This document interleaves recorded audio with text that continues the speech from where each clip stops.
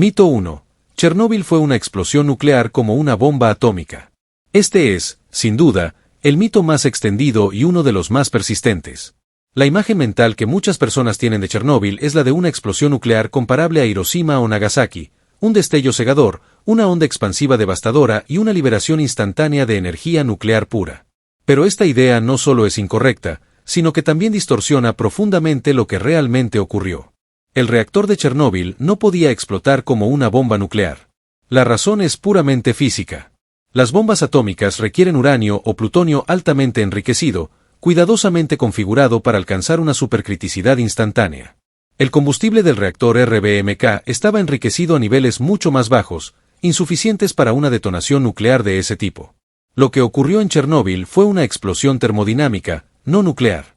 Primero, un aumento descontrolado de potencia provocó que el agua de refrigeración se transformara instantáneamente en vapor. Ese vapor se expandió violentamente, generando una explosión que destruyó la estructura del reactor. Segundos después, una segunda explosión, probablemente causada por hidrógeno y otros gases, terminó de arrancar la tapa del reactor, una losa de más de 1000 toneladas. La energía liberada fue enorme, pero no fue producto de una reacción nuclear explosiva, sino de procesos físicos y químicos combinados. La fisión ocurrió, sí, pero de manera caótica y sostenida, no como una detonación instantánea. Este mito persiste porque la palabra nuclear suele asociarse automáticamente con bombas. Sin embargo, confundir ambos fenómenos impide entender el verdadero peligro de Chernóbil, no la explosión en sí, sino la liberación prolongada e incontrolada de material radiactivo al ambiente. Mito 2. Toda la zona de Chernóbil es completamente inhabitable y mortal. Otra idea profundamente arraigada es que Chernóbil es un lugar donde la muerte es inmediata, donde ningún ser vivo puede existir y donde entrar equivale a una sentencia fatal. La realidad es mucho más compleja, y en cierto modo, más inquietante. La zona de exclusión no es uniformemente letal. La radiación no está distribuida de manera homogénea. Existen puntos calientes extremadamente contaminados, como el Bosque Rojo, ciertas áreas cercanas al reactor y zonas donde se acumularon partículas radiactivas transportadas por el viento y la lluvia. Pero también hay áreas donde los niveles de radiación son comparables a los de ciudades normales del mundo. Desde el punto de vista biológico, la vida no desapareció. De hecho, ocurrió algo inesperado. Al desaparecer la presencia humana masiva, muchas especies animales regresaron. Lobos, alces, jabalíes, linces, aves y hasta caballos de Przewalski habitan la zona. Esto no significa que la radiación sea inofensiva, sino que los ecosistemas pueden adaptarse de formas que no siempre coinciden con nuestras expectativas. El verdadero peligro de Chernóbil no es una muerte instantánea, sino la exposición prolongada. La radiación ionizante causa daños acumulativos, mutaciones celulares, aumento del riesgo de cáncer y alteraciones genéticas que pueden manifestarse años o décadas después. Es un riesgo silencioso, estadístico, invisible. Por eso, afirmar que toda la zona es mortal simplifica en exceso la realidad. Chernóbil no es un infierno uniforme, sino un mosaico complejo de niveles de radiación, tiempos de exposición y efectos a largo plazo. Este mito persiste porque el miedo a lo invisible suele exagerarse. Pero entender la verdadera naturaleza del peligro es esencial para comprender qué fue realmente Chernóbil, y por qué sus consecuencias no se miden en minutos, sino en generaciones. Mito 3. Todos los trabajadores de Chernóbil murieron inmediatamente. Este mito surge de una mezcla entre dramatización, desinformación y la dificultad humana para comprender los efectos reales de la radiación. La idea de que cada persona que estuvo involucrada en el accidente murió en cuestión de horas o días es falsa, aunque nace de una verdad mucho más compleja y dura. En la noche del accidente, había cientos de trabajadores en la planta. Bomberos, ingenieros, técnicos y operadores respondieron a la emergencia sin comprender plenamente el nivel de radiación al que estaban expuestos. Sin embargo, no todos murieron, ni mucho menos de forma inmediata. Un grupo específico, los llamados liquidadores iniciales, recibió dosis extremadamente altas de radiación. Entre ellos se encontraban los bomberos que acudieron al incendio del reactor y algunos operadores que permanecieron en las zonas más contaminadas.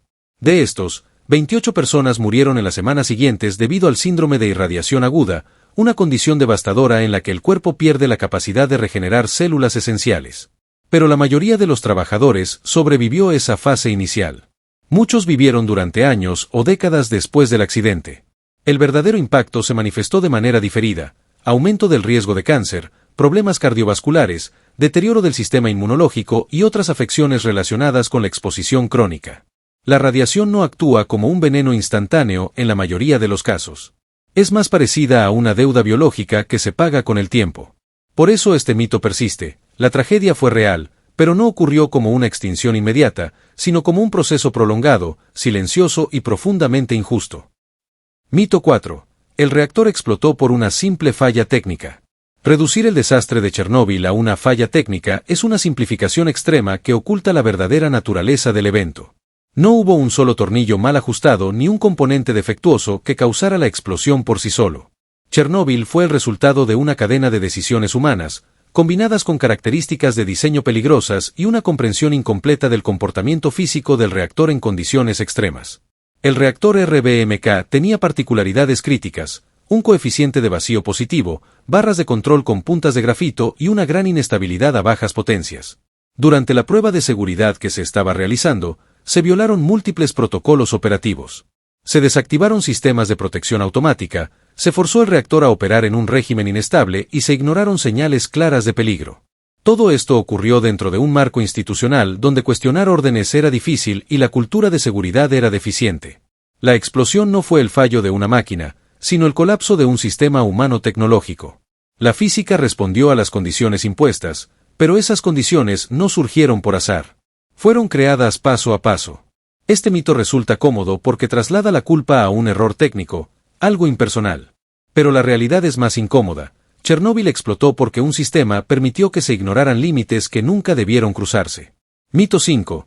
Chernóbil quedó sellado y ya no representa ningún peligro. Existe la creencia de que, una vez construido el sarcófago original y luego el nuevo confinamiento seguro, el problema de Chernóbil quedó completamente resuelto, como si el desastre hubiera sido encerrado para siempre y dejado atrás. Esta idea transmite una falsa sensación de cierre que no se corresponde con la realidad física del lugar. El reactor destruido no fue neutralizado, solo fue contenido. Bajo las estructuras de confinamiento permanecen toneladas de combustible nuclear fundido, mezclado con hormigón, arena, metales y grafito, formando masas altamente radiactivas conocidas como corium. Este material sigue emitiendo radiación y calor residual décadas después del accidente. El confinamiento no es una solución definitiva, sino una medida temporal de control. Está diseñado para ganar tiempo, permitir el monitoreo y evitar que el material radiactivo se disperse al ambiente, no para eliminarlo. La física del decaimiento radiactivo impone escalas de tiempo de cientos, miles e incluso decenas de miles de años. Además, el interior del reactor sigue siendo dinámico. Se producen reacciones químicas, acumulación de polvo radiactivo, filtraciones de agua y cambios estructurales. Incluso en años recientes se han detectado pequeños aumentos de actividad neutrónica en ciertas zonas, recordando que el sistema nunca está completamente inerte. Este mito persiste porque los seres humanos tienden a asociar cubrir con resolver. Pero en Chernóbil, el peligro no desapareció, fue administrado, vigilado y contenido, esperando a futuras generaciones que deberán seguir lidiando con él. Mito 6. La radiación creó animales monstruosos y mutantes. Las imágenes de animales gigantes, deformes o agresivos rondando Chernóbil forman parte del imaginario popular, reforzado por videojuegos, películas y relatos sensacionalistas. Sin embargo, la realidad biológica es mucho menos cinematográfica y mucho más compleja. La radiación ionizante sí puede causar mutaciones, pero la mayoría de estas no producen criaturas espectaculares. En muchos casos, las mutaciones son invisibles, dañinas o letales para el organismo. Animales con mutaciones severas rara vez sobreviven lo suficiente como para reproducirse. Los estudios científicos realizados en la zona han documentado cambios genéticos, reducción de esperanza de vida en algunas especies, alteraciones reproductivas y anomalías físicas menores.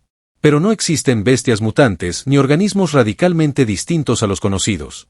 Lo que realmente ocurrió fue un experimento ecológico involuntario. Al desaparecer casi por completo la actividad humana, la fauna se expandió. La abundancia de animales no es una prueba de que la radiación sea inofensiva, sino de que la presión humana suele ser más destructiva que la radiación crónica en ciertos contextos. Este mito surge de una mala comprensión de cómo funciona la genética. La radiación no diseña nuevas formas de vida, introduce errores al azar. La mayoría de esos errores no generan monstruos, sino fragilidad. Mito 7. Chernóbil fue un evento único que no podría repetirse. Este mito transmite una falsa sensación de seguridad.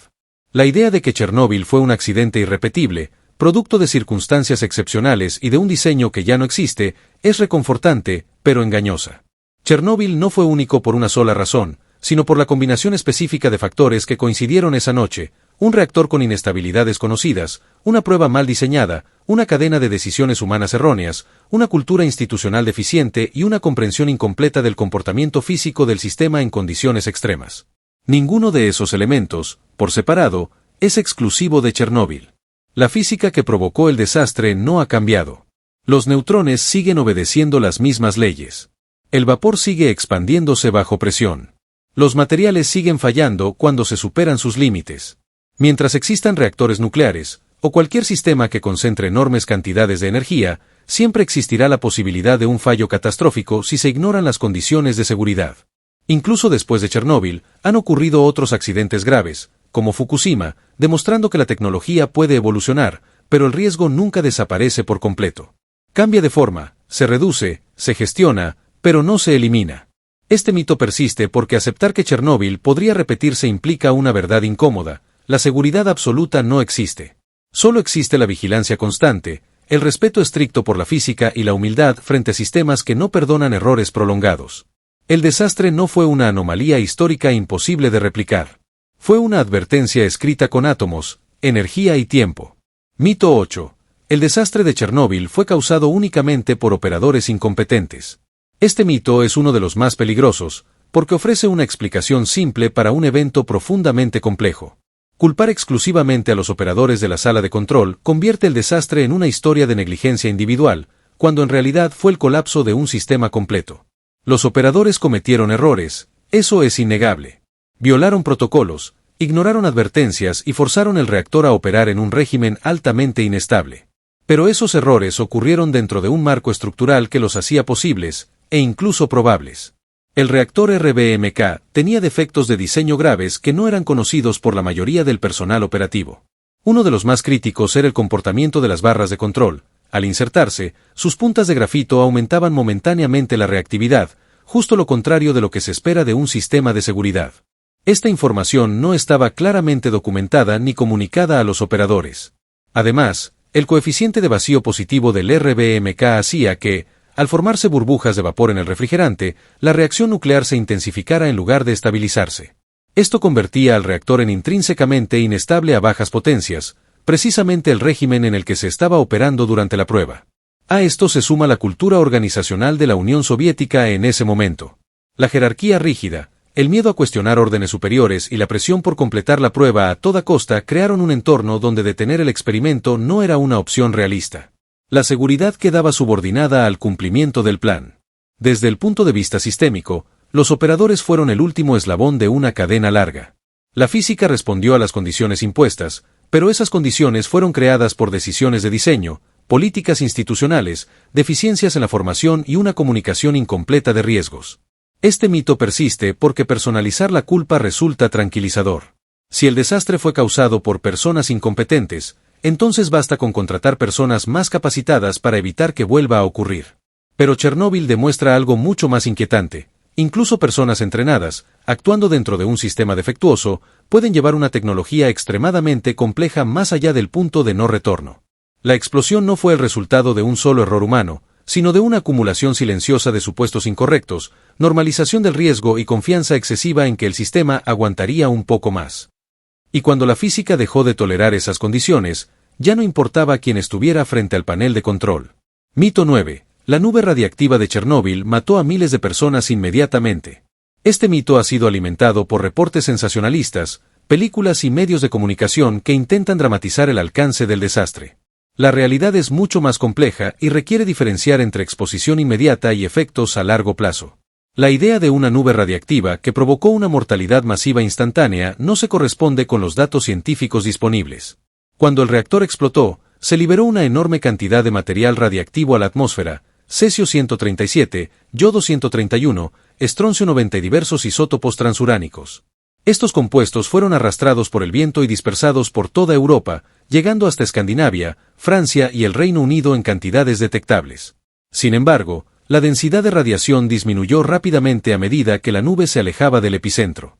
La mayor concentración permaneció en Ucrania, Bielorrusia y partes de Rusia cercanas a la planta. Dentro de la zona inmediata, la radiación fue lo suficientemente alta para causar síndrome de irradiación aguda en algunos trabajadores y liquidadores iniciales, y en pocos días provocó la muerte de 28 personas directamente relacionadas con la exposición más intensa. Más allá de esas áreas críticas, las dosis recibidas por la población europea fueron generalmente bajas, comparables con exposiciones médicas repetidas, y no resultaron en muertes inmediatas. El efecto de la radiación en las poblaciones más lejanas fue estadístico y acumulativo. A lo largo de los años, estudios han identificado un aumento en la incidencia de cáncer de tiroides, especialmente en niños que estuvieron expuestos al yodo 131. Sin embargo, los modelos epidemiológicos muestran que las muertes atribuibles directamente al desastre a escala europea son mucho menores que las cifras alarmistas que circulan popularmente. Desde la física de la dispersión atmosférica, esto tiene sentido. La nube no es un bloque compacto de radiación, es un conjunto de partículas dispersas que interactúan con la atmósfera, la lluvia y la topografía local. La densidad radiactiva disminuye exponencialmente con la distancia y con la altura. Por tanto, aunque la nube cruzó continentes, su capacidad letal cayó drásticamente a medida que se alejaba de la fuente.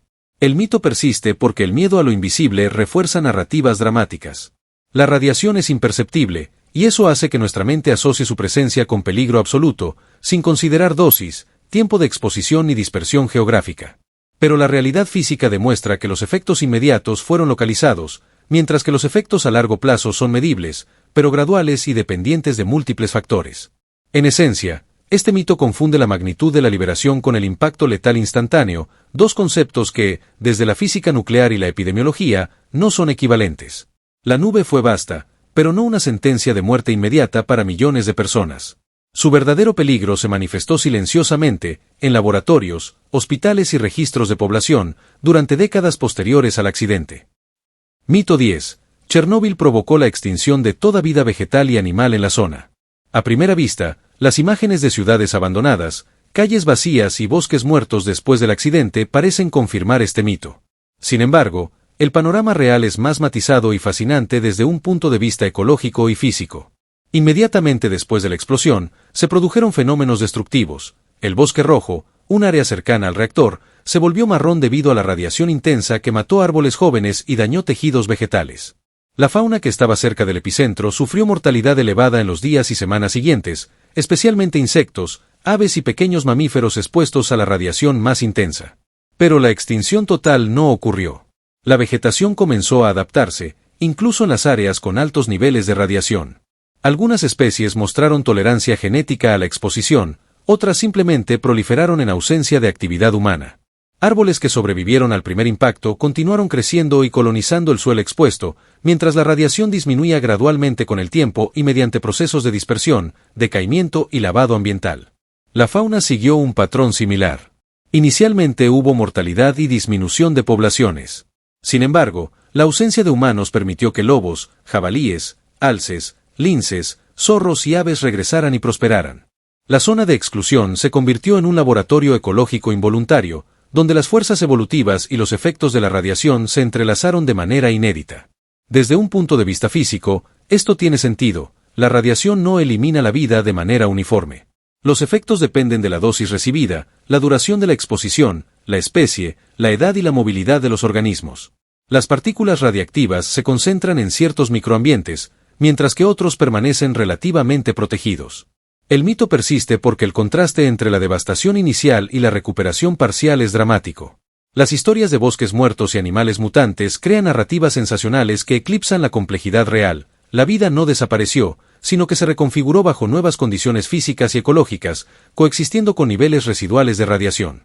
Este fenómeno demuestra cómo la naturaleza puede responder a perturbaciones extremas, pero también nos recuerda que la adaptación biológica no elimina los riesgos invisibles. Mutaciones, problemas reproductivos y cambios genéticos silenciosos permanecen como legado del accidente. Mito 11. El sarcófago original detuvo toda la radiación del reactor. Cuando se construyó el primer sarcófago, apenas unas semanas después del accidente, se creyó, o se quiso hacer creer, que Chernóbil había sido contenido de manera efectiva. Esto generó el mito de que la radiación ya no podía escapar, que el problema estaba resuelto y que el entorno estaba seguro. La realidad es muy distinta. El sarcófago original fue una estructura provisional, diseñada con rapidez para cubrir el núcleo destruido y detener la liberación más inmediata de partículas radiactivas. Estaba compuesto de hormigón, acero y elementos de contención improvisados, construidos en condiciones extremas, con trabajadores expuestos a dosis elevadísimas de radiación. Su función era mitigar el escape de material radiactivo, no eliminarlo. Sin embargo, el diseño tenía múltiples deficiencias. La estructura presentaba grietas, filtraciones y zonas donde el grafito del núcleo podía oxidarse, liberando gases radiactivos. La lluvia y el agua filtrada también transportaban partículas hacia el suelo y los acuíferos cercanos. Además, el calor residual seguía siendo suficiente para generar estrés térmico y pequeñas emisiones continuas de radiación. Desde el punto de vista físico, un sarcófago puede disminuir la exposición inmediata, pero no puede apagar la energía nuclear contenida ni revertir el decaimiento de los isótopos. Cada núcleo radiactivo sigue emitiendo partículas beta y gamma de manera inevitable, y esas emisiones pueden filtrarse a través de microfisuras o transportarse químicamente por el ambiente. Este mito persiste porque la construcción del sarcófago fue vista como un acto heroico y definitivo, un símbolo tangible de contención. La narrativa simplifica un proceso extremadamente complejo. El sarcófago contuvo parcialmente la radiación, pero el reactor sigue siendo una fuente activa que requiere vigilancia, mantenimiento y eventual intervención a largo plazo, incluso décadas después. La física detrás de esto es implacable. Mientras existan núcleos radiactivos inestables, habrá emisión de radiación. El sarcófago no detiene las leyes de la naturaleza, solo reduce su visibilidad y su impacto inmediato sobre el entorno humano. Mito 12. Todos los cánceres en la región son consecuencia de Chernóbil. Este mito surge de la tendencia humana a buscar causas directas para efectos visibles. Las historias de cáncer en Bielorrusia, Ucrania y Rusia fueron asociadas automáticamente con el accidente, llevando la creencia de que cada caso de enfermedad oncológica es un legado directo de Chernóbil. La realidad es más compleja. Si bien la exposición a radiación aumenta el riesgo de ciertos tipos de cáncer, no todos los casos son atribuibles al accidente. Muchos factores influyen en la aparición de cáncer: genética, dieta, estilo de vida, contaminación ambiental no nuclear, infecciones virales y otros elementos de exposición química o biológica. Los estudios epidemiológicos realizados por la OMS y la UNCEAR muestran que, en términos generales, el aumento más significativo tras Chernóbil se dio en el cáncer de tiroides en niños, vinculado principalmente al yodo 131 liberado. Otros tipos de cáncer muestran incrementos mucho menores y en algunos casos, no hay evidencia clara de aumento estadísticamente significativo. Este mito persiste porque el accidente fue tan mediático y catastrófico que cualquier enfermedad relacionada con radiación se atribuye automáticamente a él, ignorando la complejidad biológica y ambiental de la región. La física y la biología nos recuerdan que la radiación ionizante no actúa de manera universal, su efecto depende de dosis, tiempo de exposición, edad, metabolismo y tipo de tejido afectado. Por lo tanto, la narrativa de que todos los cánceres son consecuencia de Chernóbil simplifica y exagera los efectos reales, alimentando miedo y desinformación, en lugar de promover una comprensión basada en evidencia y estadísticas precisas. Asterisco mito 13. Chernóbil liberó radiación suficiente para destruir Europa entera. Uno de los mitos más dramáticos y extendidos es la idea de que la nube radiactiva del reactor podía aniquilar Europa o que cualquier persona que respirara el aire después del accidente estaba condenada. Este mito combina exageraciones mediáticas con el miedo natural a lo invisible, pero la física y la química muestran una historia mucho más matizada. Cuando el reactor explotó, la liberación de material radiactivo fue masiva. Miles de petabequereles de isótopos como cesio 137, yodo 131, estroncio 90 y plutonio fueron liberados a la atmósfera. La dispersión, sin embargo, no fue uniforme. El transporte atmosférico depende de múltiples variables físicas: viento, humedad, presión, turbulencia, temperatura y geografía. Esto significa que la densidad radiactiva decrecía exponencialmente a medida que la nube viajaba hacia el oeste, norte y sur. En Ucrania, Bielorrusia y Rusia cercanas a la planta, la radiación alcanzó niveles extremadamente peligrosos, letales para la exposición directa prolongada. Más allá de estas zonas, incluso en países como Suecia o Francia, la dosis recibida era miles de veces menor que la necesaria para causar efectos inmediatos graves o mortales. La radiación era detectable, sí, pero no letal instantáneamente. Desde la física de la dispersión y la difusión, esto es completamente esperable. Las partículas radiactivas se comportan como un fluido distribuido en 3 dimensiones, sujeto a la turbulencia atmosférica. No forman un muro de muerte instantáneo que barre continentes. Además, el decaimiento radiactivo significa que muchos isótopos, especialmente los de vida corta como el yodo 131, pierden gran parte de su radioactividad en días o semanas, reduciendo significativamente su impacto fuera del área inmediata. Este mito persiste porque la imaginación colectiva tiende a magnificar los efectos de lo invisible, sobre todo cuando se combina con imágenes de ciudades vacías, bosques muertos y sirenas de alarma. En la práctica, Chernóbil demostró que aunque la radiación puede viajar miles de kilómetros, su letalidad depende de concentración, tiempo de exposición y tipo de isótopo, y no de la mera distancia geográfica. La realidad es que la nube radiactiva afectó la salud pública, aumentó riesgos de cáncer a largo plazo y contaminó amplias áreas del suelo, pero no tenía la energía ni la densidad necesaria para barrer Europa. Su efecto fue serio y duradero, pero localizado y medible, no apocalíptico. Asterisco mito 14. El reactor explotó debido a un terremoto o fenómeno natural. Algunas versiones del mito atribuyen la explosión de Chernóbil a causas externas, como un terremoto, un rayo o algún evento natural catastrófico. La idea parece intuitiva, algo tan devastador debe haber sido provocado por la naturaleza misma, no por humanos. La verdad científica, sin embargo, desmonta esta creencia de forma categórica. Chernóbil explotó por fallos internos en el reactor, combinados con errores humanos y un diseño problemático. No hubo terremotos significativos en Ucrania esa noche, ni fenómenos meteorológicos que pudieran desencadenar la reacción nuclear. La liberación de energía y la explosión fueron autoinfligidas por la interacción de neutrones, barras de control, agua, vapor y el grafito moderador. El análisis posterior muestra que la dinámica del RBMK, junto con la operación inadecuada durante la prueba, creó un aumento súbito de potencia. Esto generó vapor a presión que detonó mecánicamente el núcleo, seguido de una segunda explosión por gases. Todo esto ocurrió sin intervención externa. La física y la ingeniería del reactor son suficientes para explicar el desastre sin recurrir a fuerzas externas. Este mito persiste porque es más cómodo imaginar que la culpa recae en la naturaleza, un agente externo impredecible, que aceptar que un sistema humano cuidadosamente construido puede colapsar catastróficamente por errores de diseño y operación. La narrativa de desastre natural evita la responsabilidad institucional y técnica, y simplifica una historia mucho más compleja. Mito 15. Todos los edificios en Pripyat quedaron contaminados y son peligrosos para siempre. La ciudad de Pripyat, a pocos kilómetros de la planta, se convirtió rápidamente en el símbolo del desastre de Chernóbil, calles vacías, edificios abandonados y un silencio casi absoluto. Esto dio lugar a la creencia de que toda la ciudad está irremediablemente contaminada y que entrar en cualquier edificio es mortal. Aunque la contaminación fue real y grave, la realidad es más compleja y depende de factores físicos específicos. En primer lugar, la radiación no se distribuyó de manera homogénea dentro de los edificios. Materiales como concreto, ladrillo y yeso ofrecen cierta protección pasiva, bloqueando parte de la radiación externa. La contaminación más peligrosa se concentró en áreas expuestas directamente al polvo radiactivo o en superficies que acumularon partículas del escape inicial del reactor. Techos, ventanas rotas y pisos de madera eran más vulnerables, mientras que sótanos o habitaciones interiores podían ser relativamente seguros si se tomaban precauciones. Otro factor clave es la decadencia radiactiva. Muchos de los isótopos más peligrosos, como el yodo 131, tienen vidas medias extremadamente cortas, 8 días, y ya se han desintegrado por completo. Otros, como el cesio 137 y el estroncio 90, siguen presentes, pero su radioactividad ha disminuido considerablemente en las últimas décadas y depende de la concentración local. Esto significa que algunas áreas son efectivamente peligrosas, mientras que otras pueden ser exploradas temporalmente con medidas de seguridad adecuadas. Además, la exposición depende del tiempo y la proximidad. Caminar por un pasillo durante unos minutos no equivale a vivir allí durante años. La dosis acumulativa es lo que realmente determina el riesgo. Por eso, incluso dentro de Pripyat, ciertos edificios pueden visitarse bajo supervisión, mientras que otros permanecen extremadamente peligrosos.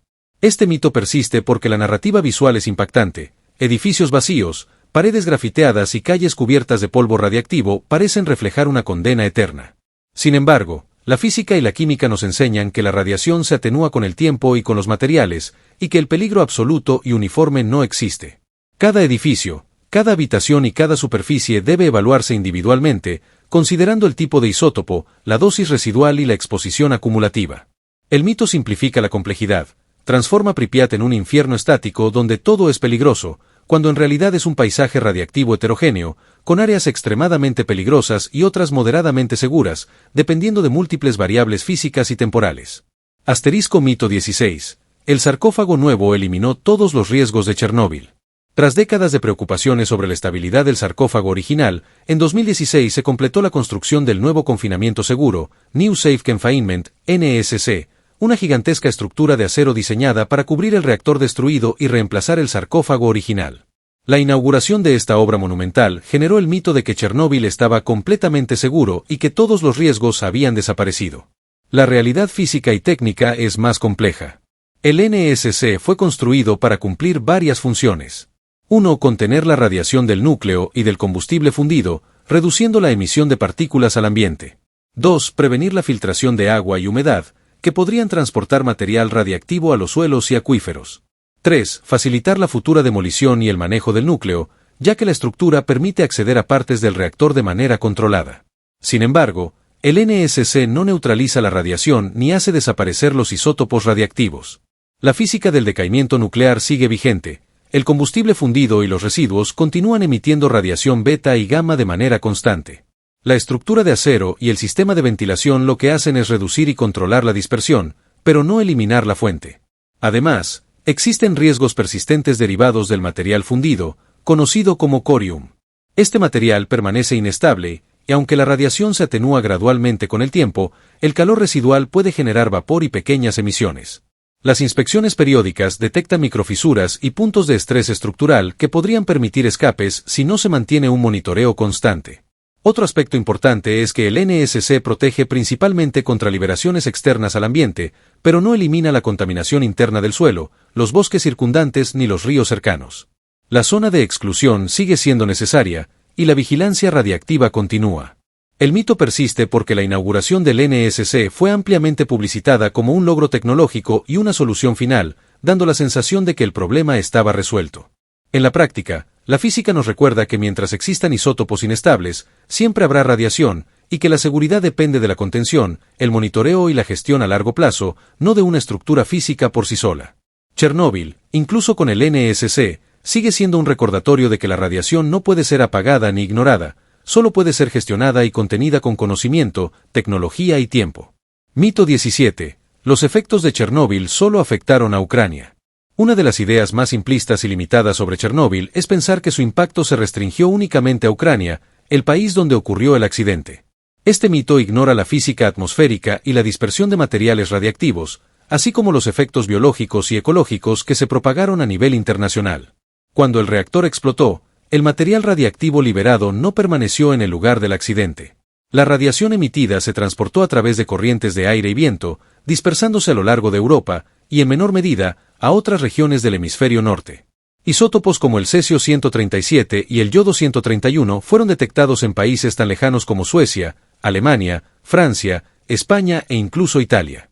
La intensidad disminuía con la distancia, pero el radio de impacto no se limitaba a la zona inmediata. El cesio-137, con una vida media de aproximadamente 30 años, permaneció en el suelo, los cuerpos de agua y la vegetación, causando contaminaciones persistentes en regiones forestales, agrícolas y de pastoreo fuera de Ucrania. Esto afectó la cadena alimentaria. Leche, carne, hongos, bayas y pescado acumularon radiación, lo que obligó a controles sanitarios y restricciones en alimentos en varios países europeos durante años. Además, la exposición a la radiación, aunque baja a distancia, tuvo efectos estadísticos a largo plazo sobre la salud de la población europea. Estudios de la OMS y UNCEAR identificaron aumentos leves en ciertos tipos de cáncer, especialmente cáncer de tiroides, en países afectados por la nube radiactiva. No fue una mortalidad masiva, pero sí un cambio medible en la salud pública que cruzó fronteras políticas. Este mito persiste porque visualmente Chernóbil está asociado con imágenes de Pripyat y Kiev, y por eso se tiende a pensar que fuera de Ucrania todo estaba seguro. La física atmosférica demuestra que las partículas radiactivas no respetan fronteras. El viento, la lluvia y la humedad transportan material de manera impredecible, dispersándolo geográficamente y afectando incluso regiones alejadas del epicentro. La lección es clara: un accidente nuclear grave no es un evento local, sino un fenómeno transfronterizo, cuya huella se mide en kilómetros, ecosistemas y generaciones, mucho más allá de las fronteras de cualquier país. Mito 18. Chernóbil produjo criaturas mutantes gigantes y monstruosas. Uno de los mitos más difundidos y visualmente impactantes es la idea de que la radiación de Chernóbil generó animales gigantes o monstruos mutantes, con deformidades extremas, colas enormes o tamaños descomunales. Este mito ha sido reforzado por videojuegos, películas, documentales sensacionalistas y rumores urbanos. Sin embargo, desde un punto de vista científico y físico, es completamente erróneo. La radiación ionizante puede alterar el ADN, causando mutaciones.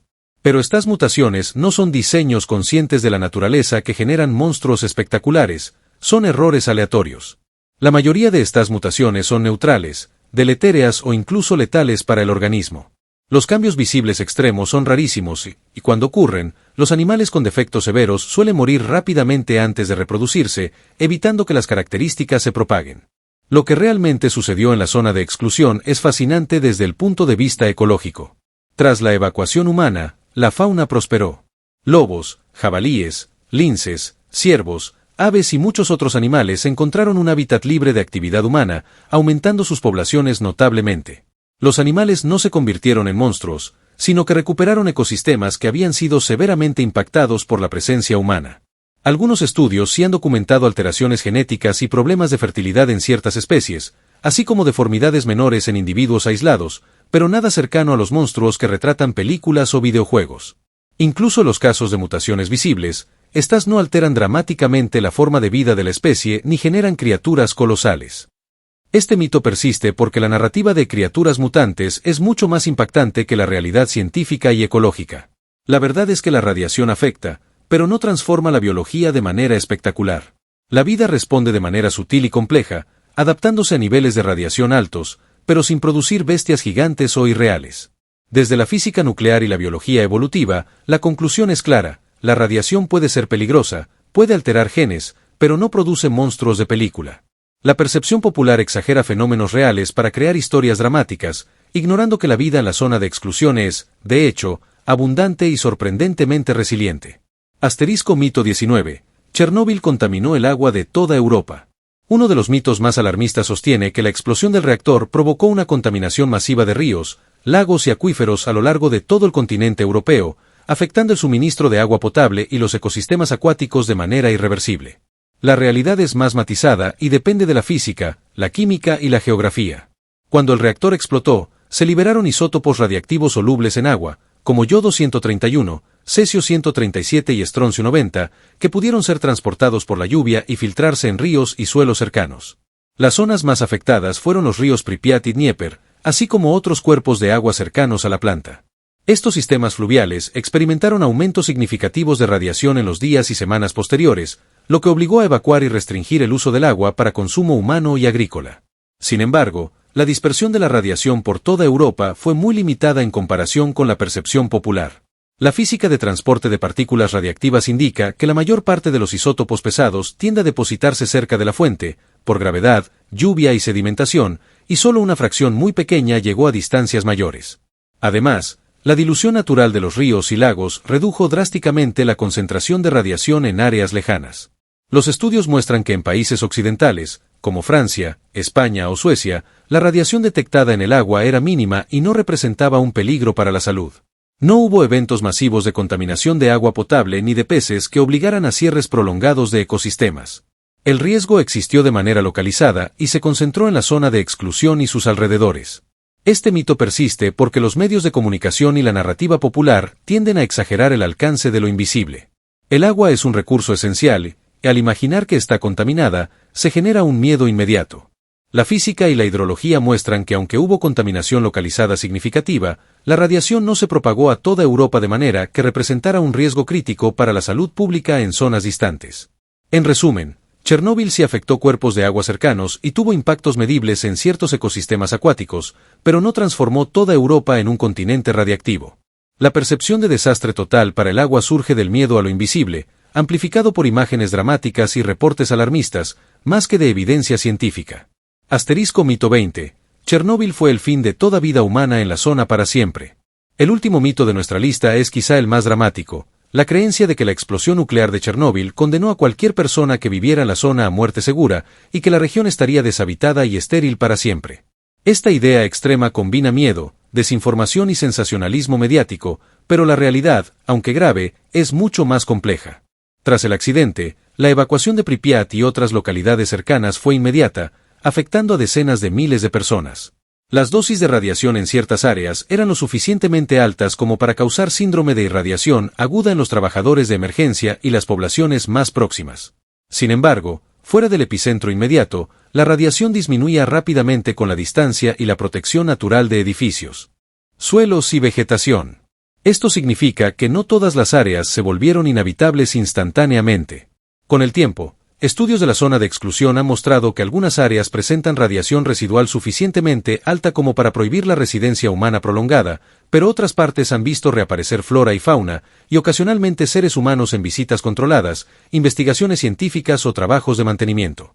La zona de exclusión no es un desierto absoluto. Es un ecosistema dinámico donde la vida se adapta a la radiación residual y donde los humanos pueden coexistir temporalmente bajo ciertas condiciones de seguridad. Desde la física y la biología, esto tiene sentido. La radiación se atenúa con el tiempo y con los materiales que la absorben. La vida, por su parte, puede ser resiliente a ciertos niveles de exposición. La idea de que la zona será inhabitable para siempre ignora la naturaleza del decaimiento radiactivo, la heterogeneidad de la contaminación y la capacidad de adaptación de los organismos. Este mito persiste porque la narrativa visual y emocional del desastre es extremadamente poderosa: ciudades vacías, edificios desmoronados, bosques con árboles muertos. La imaginación popular traduce esto en un destino eterno de destrucción total, mientras que la evidencia científica muestra un panorama más matizado: zonas inhabitables, zonas parcialmente recuperadas y un proceso de remediación y adaptación en curso. Chernóbil no fue el fin absoluto de la vida humana, aunque sí cambió radicalmente las condiciones de residencia y seguridad. La zona de exclusión es un recordatorio de los límites de la tecnología nuclear, de la vulnerabilidad humana ante la energía concentrada y de cómo la naturaleza y la física interactúan para reconstruir ecosistemas, incluso en presencia de radiación residual. Tras analizar estos 20 mitos, queda claro que la percepción popular sobre Chernóbil está marcada por exageraciones, simplificaciones y miedos irracionales. Muchos de los relatos más dramáticos, nubes que barren continentes, criaturas mutantes o radiación instantáneamente letal, no resisten un análisis físico, biológico o ambiental. La física nuclear, la dispersión atmosférica y los estudios epidemiológicos muestran un panorama más complejo, donde la devastación existe, pero con límites claros y explicables. Una conclusión evidente es que el desastre de Chernóbil no puede entenderse desde un solo ángulo. No fue únicamente un fallo humano, ni únicamente un defecto de diseño, ni un fenómeno natural. Fue la combinación de todos estos factores: decisiones operativas equivocadas, deficiencias del reactor RBMK, cultura institucional deficiente, subestimación de riesgos y una respuesta inicial caótica. La física detrás de la explosión es precisa, implacable y predecible, pero requiere comprensión y respeto. Desde un punto de vista humano y social, Chernóbil demuestra la fragilidad de nuestros sistemas frente a energías concentradas. Un error aparentemente menor, amplificado por condiciones estructurales y decisiones de riesgo, puede desencadenar consecuencias globales. La lección es que la seguridad nuclear no depende solo de tecnología, sino de disciplina, transparencia, formación y planificación. Otro aspecto que resalta es la resiliencia de la vida. La zona de exclusión, lejos de ser un páramo estéril, se ha convertido en un laboratorio natural único. Flora y fauna prosperan, y aunque la radiación ha dejado huellas genéticas y cambios evolutivos, la vida demuestra adaptabilidad sorprendente. Esto nos invita a reflexionar sobre la capacidad de la naturaleza para recuperarse, incluso de eventos catastróficos provocados por humanos. Desde la perspectiva de opinión, es interesante cómo los mitos persisten incluso frente a evidencia científica sólida. La sociedad tiende a sobresimplificar la complejidad, buscando culpables claros o explicaciones dramáticas. Culpar solo a los operadores, o pensar que todo peligro desaparece con un sarcófago nuevo, refleja un deseo humano de control y narrativa simple, que la física y la biología del desastre no permiten. Finalmente, un punto que merece atención es el impacto a largo plazo en la percepción pública de la energía nuclear. Chernóbil ha dejado un legado de temor y desconfianza, incluso lugares donde la radiación real era mínima. Esto demuestra que el miedo a lo invisible puede ser tan poderoso como la amenaza misma, y que la comunicación científica clara y precisa es vital para evitar pánico innecesario y tomar decisiones informadas. Un aspecto fascinante que emerge de este análisis es la interrelación entre tecnología, política y psicología humana. Chernóbil no fue solo un accidente técnico, fue un reflejo de un sistema donde las decisiones políticas y administrativas influyeron directamente en la seguridad del reactor. Los ingenieros realizaron pruebas arriesgadas bajo presión, ignorando protocolos críticos, mientras los supervisores priorizaban la apariencia de eficiencia sobre la seguridad real. Desde un punto de vista físico, la explosión era predecible si se entendían las condiciones del reactor y la dinámica de neutrones, pero la presión institucional y la cultura de secretismo provocaron errores fatales. Esto demuestra cómo la física y la ingeniería no operan en el vacío, sino que dependen de factores humanos y sociales. Además, El desastre revela cómo la información incompleta o tardía puede amplificar los efectos de un accidente. La población local y muchos trabajadores fueron expuestos a dosis altas antes de que se implementaran medidas de evacuación y protección. Esto alimentó la percepción de desastre absoluto, reforzando los mitos que hoy desmontamos. La transparencia y la comunicación rápida podrían haber reducido considerablemente la ansiedad, la exposición y la propagación de desinformación. En términos de opinión, esto resalta que la gestión de un desastre nuclear no es solo técnica, sino también comunicativa y ética. Otro punto crítico es la resiliencia ecológica que Chernóbil ha demostrado. La zona de exclusión es un ejemplo vivo de cómo la vida puede adaptarse a condiciones extremas. Los animales regresaron en grandes números, y algunas especies han mostrado adaptaciones genéticas a la radiación. La flora se ha recuperado parcialmente, con bosques que colonizan áreas antes devastadas. Este fenómeno desafía la narrativa de destrucción total y nos recuerda que la naturaleza tiene una capacidad de recuperación sorprendente, aunque no sin efectos sutiles y a largo plazo. Esto plantea una reflexión ética. Mientras los humanos abandonamos estas zonas, la vida continúa, adaptándose a entornos que nosotros hemos contaminado. Desde una perspectiva científica y social, Chernóbil también nos enseña sobre la escala de los riesgos invisibles. La radiación, al ser indetectable por los sentidos humanos, genera miedo profundo, más que cualquier amenaza visible.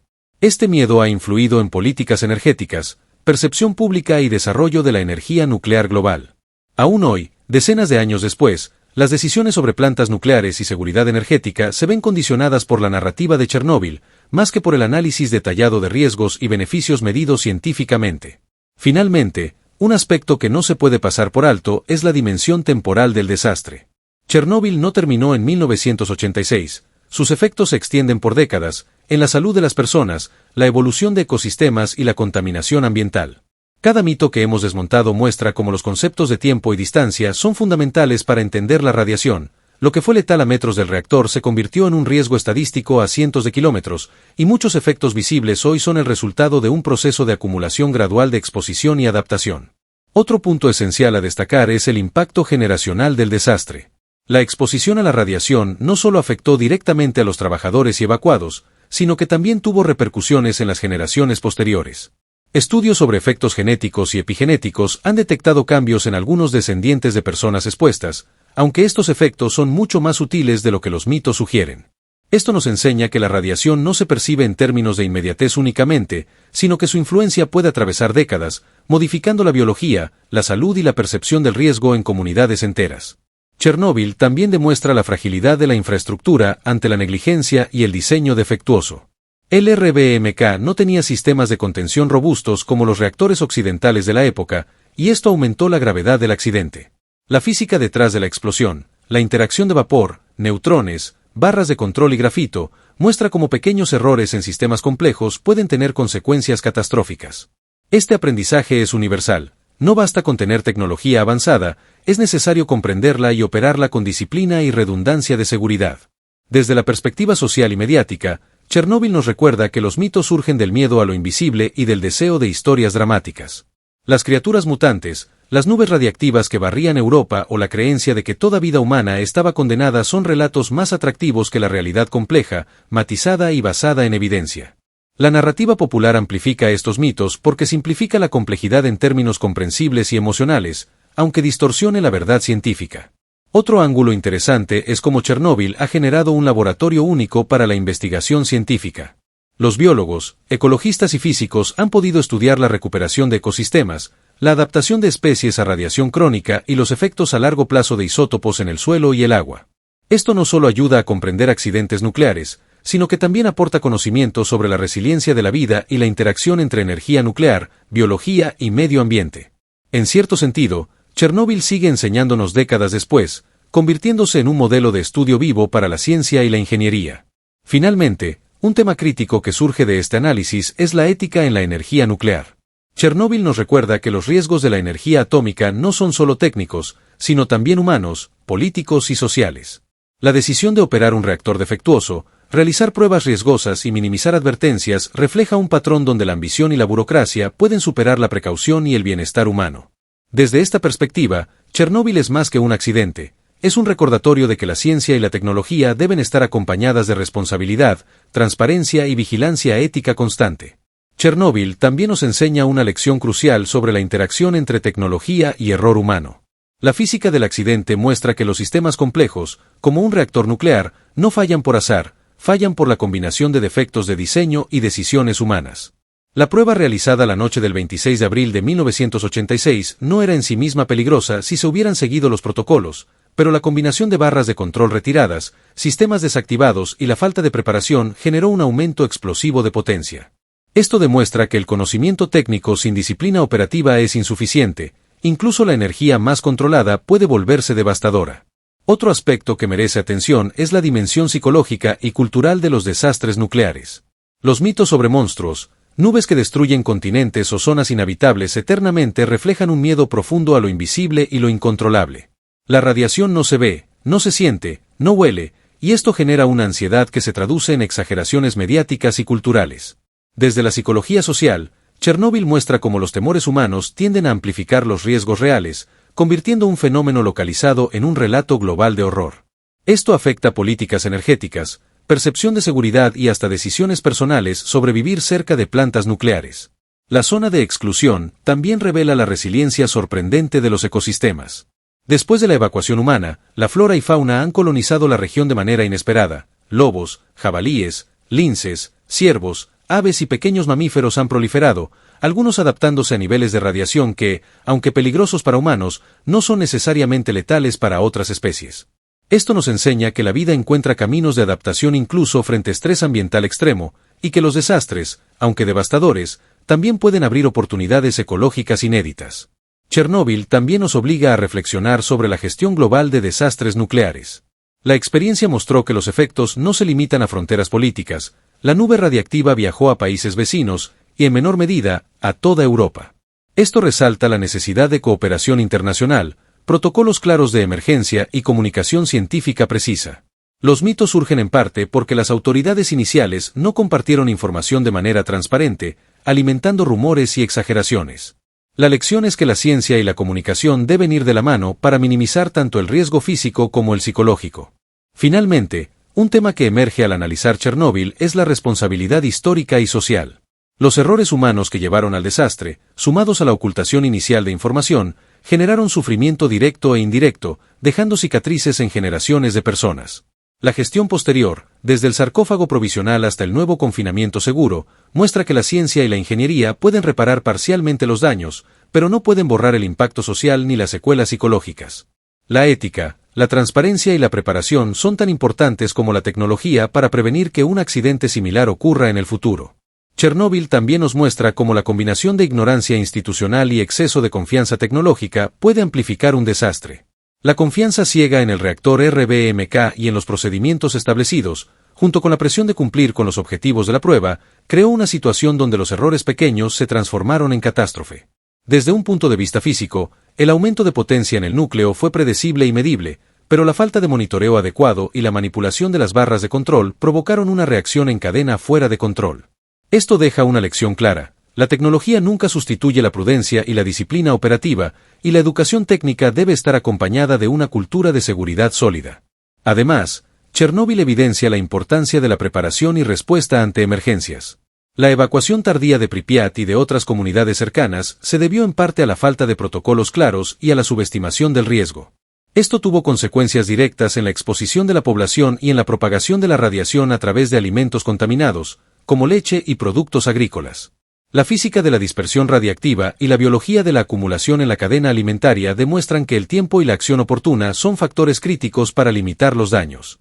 Desde un punto de vista ambiental, la zona de exclusión se ha convertido en un laboratorio natural único, un espacio donde la vida y la radiación coexisten de maneras sorprendentes. La fauna ha aumentado, algunas especies han desarrollado adaptaciones genéticas y los bosques han recuperado terreno que antes estaba ocupado por asentamientos humanos. Esto genera un contraste fascinante. Mientras los humanos fueron forzados a abandonar la región, la naturaleza ha encontrado una oportunidad para prosperar. Chernóbil nos recuerda que la vida puede ser resiliente y adaptativa, incluso en condiciones extremas, aunque el entorno permanezca peligroso para los humanos durante décadas. Otro punto importante es la percepción global de la energía nuclear. Chernóbil marcó un antes y un después en la opinión pública sobre la energía atómica. Los mitos, la información parcial y las imágenes impactantes reforzaron el miedo, llevando a políticas más restrictivas y a un escepticismo generalizado hacia esta fuente de energía. Sin embargo, desde un análisis racional, los accidentes nucleares siguen siendo menos mortales que otros tipos de energía cuando se consideran los riesgos acumulativos y los efectos ambientales de largo plazo, como los asociados con el carbón o el petróleo. Esto nos invita a reflexionar sobre cómo la percepción y el miedo pueden superar la evidencia científica y moldear decisiones energéticas globales. Finalmente, Chernóbil es un recordatorio de la dimensión ética de la tecnología nuclear.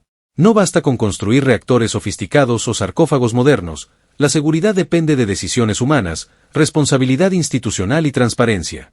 Cada error, cada ocultamiento de información y cada negligencia tiene consecuencias medibles y duraderas, y la ciencia por sí sola no puede protegernos si no va acompañada de valores éticos sólidos. Comparando Chernóbil con otros accidentes nucleares, como Fukushima en 2011, se evidencia cómo la preparación y la respuesta marcan la diferencia entre desastre y mitigación. Mientras que Chernóbil fue un accidente tecnológico amplificado por errores humanos y deficiencias institucionales, Fukushima se produjo principalmente por un evento natural extremo, un terremoto seguido de un tsunami, que superó los diseños de seguridad. Sin embargo, la lección común es que la vulnerabilidad de la energía nuclear ante eventos imprevistos requiere no solo tecnología avanzada, sino simulaciones rigurosas, protocolos de emergencia estrictos y transparencia absoluta. Desde el punto de vista físico, ambos accidentes implican la liberación de radionúclidos, la acumulación en suelos y cadenas alimentarias, y riesgos prolongados para ecosistemas y humanos, pero la forma y magnitud de la exposición depende tanto del accidente como de la gestión posterior. Además, Chernóbil permite reflexionar sobre la dimensión psicológica y social de los desastres nucleares. La percepción de peligro, amplificada por los medios y los mitos, ha generado miedo global y desconfianza hacia la energía nuclear, más allá del riesgo físico real. La nube radiactiva que no respetaba fronteras se convirtió en un símbolo de amenaza invisible, y la población afectada sufrió estrés, ansiedad y traumas generacionales. Esto demuestra que los efectos de un desastre nuclear no son solo físicos. El impacto psicológico puede ser igual de duradero y requiere medidas de salud mental y apoyo social que a menudo se subestiman. Chernóbil también nos recuerda la relación entre ciencia, política y responsabilidad social. La información inicial fue minimizada y manipulada por autoridades, retrasando evacuaciones y aumentando el riesgo de exposición. La experiencia muestra que la física y la ingeniería, por más precisas que sean, dependen de decisiones humanas. La transparencia, la ética y la preparación son tan críticas como los sistemas de contención y los diseños de reactores. Este aprendizaje sigue siendo relevante hoy, no solo para la energía nuclear, sino para cualquier tecnología de alto riesgo, desde la biotecnología hasta la inteligencia artificial. La combinación de poder tecnológico y negligencia humana puede tener consecuencias catastróficas. Desde la perspectiva ecológica, el área de exclusión es un experimento natural sin precedentes. La ausencia de actividad humana permitió que ecosistemas enteros se recuperaran, bosques volvieran a prosperar y especies animales aumentaran su población, incluso bajo niveles de radiación residual que serían peligrosos para los humanos. Esto demuestra que la vida puede adaptarse, y de alguna manera, convertir un desastre en un laboratorio natural para estudiar resiliencia y evolución. Al mismo tiempo, la acumulación de radionúclidos en suelos, vegetación y cuerpos de agua recuerda que los efectos de la radiación son duraderos y que la gestión ambiental debe ser continua. Finalmente, Chernóbil plantea una reflexión sobre la percepción del riesgo frente a la evidencia científica. Muchos de los mitos que hemos desmentido persisten porque las historias dramáticas y visualmente impactantes son más fáciles de entender que la compleja realidad de la física nuclear. La energía nuclear, aunque peligrosa si se maneja incorrectamente, no es un riesgo absoluto ni inmediato en todas las circunstancias. El miedo irracional, alimentado por la falta de información y la exageración mediática, ha condicionado políticas energéticas, decisiones individuales y la opinión pública durante décadas. El impacto ambiental también incluye efectos indirectos sobre la biodiversidad y las relaciones ecológicas. La ausencia de actividad humana permitió que algunas especies predadoras aumentaran, modificando las cadenas alimentarias y provocando un renacimiento inesperado de la fauna local. Este fenómeno plantea preguntas importantes sobre el papel de los humanos como reguladores de los ecosistemas. Al desaparecer de la zona de exclusión, la naturaleza se reorganizó por sí misma, revelando dinámicas ecológicas que no se habrían observado en presencia de asentamientos humanos. Chernóbil también ha servido como modelo global para estudios sobre contaminación ambiental y resiliencia ecológica. La combinación de datos sobre radiación, adaptación de especies y restauración de suelos permite crear simulaciones y estrategias de manejo para otras áreas afectadas por desastres químicos o nucleares.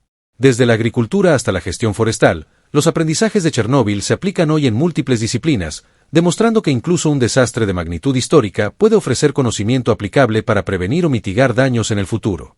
Finalmente, el estudio de Chernóbil sigue mostrando que la recuperación de la naturaleza es posible, pero lenta y compleja. La radiación disminuye gradualmente a medida que ciertos isótopos decaen, pero otros permanecen en el medio ambiente durante décadas. La observación constante y la investigación científica son esenciales para entender los límites de esta resiliencia y garantizar que, en caso de futuros accidentes, se puedan aplicar lecciones efectivas. La zona de exclusión no es solo un recordatorio de un desastre, sino también un laboratorio vivo para la ciencia, la ecología y la comprensión profunda de cómo la vida se adapta a condiciones extremas.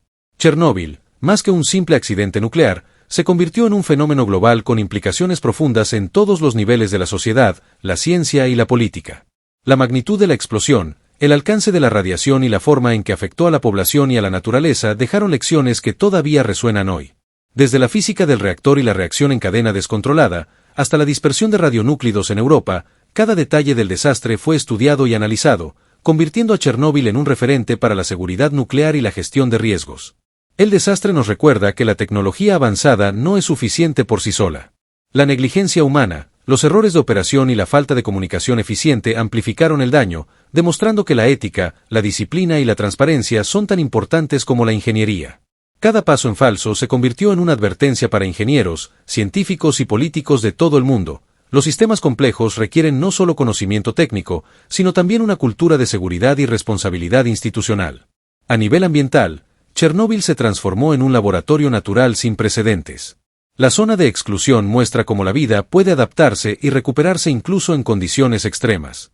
La fauna y la flora, que prosperan en ausencia humana, nos enseñan sobre resiliencia, adaptación genética y reorganización ecológica. Los estudios realizados allí han generado información crucial sobre la bioacumulación de radionúclidos, la evolución de especies expuestas a radiación y la recuperación de ecosistemas devastados, convirtiendo la tragedia en una fuente de conocimiento aplicable a todo el mundo. Social y culturalmente, Chernóbil dejó una huella imborrable. Los liquidadores, evacuados y generaciones posteriores sufrieron no solo la exposición física a la radiación, sino también traumas psicológicos y culturales. La narrativa popular, los mitos sobre mutantes y la zona inhabitada, y la fascinación mediática con el desastre han mantenido vivo el recuerdo, mostrando cómo la percepción y el miedo pueden ser tan poderosos como los efectos físicos del accidente. Al mismo tiempo, la educación y la divulgación científica han permitido que los mitos sean desmentidos, proporcionando contexto y transformando el miedo en conocimiento. Políticamente, Chernóbil evidenció la interconexión entre tecnología, gobernanza y cooperación internacional. La dispersión transnacional de la radiación subrayó la necesidad de protocolos globales, transparencia y colaboración entre países. Además, impulsó reformas internas en la Unión Soviética y sirvió de advertencia para futuras políticas energéticas. Los protocolos de emergencia, las inspecciones internacionales y la planificación de contingencias que existen hoy se basan, en gran medida, en las lecciones aprendidas de aquel 26 de abril de 1986. En última instancia, Chernóbil nos enseña que los desastres tecnológicos, aunque devastadores, no tienen que ser solo tragedias sin enseñanza. Cada error, cada consecuencia y cada recuperación ofrecen oportunidades de aprendizaje, desde la física nuclear hasta la resiliencia ecológica, pasando por la ética, la política y la comunicación científica. La historia de Chernóbil es una advertencia, un laboratorio y un recordatorio de la responsabilidad humana frente a la energía y la naturaleza. Si este video te ayudó a entender mejor la magnitud, los errores, los mitos y la ciencia detrás de Chernóbil, no olvides darle like y suscribirte al canal para más contenido histórico, científico y educativo. Mantente atento, porque hay mucho más por descubrir sobre los eventos que han marcado la historia de la humanidad y la manera en que aprendemos de ellos.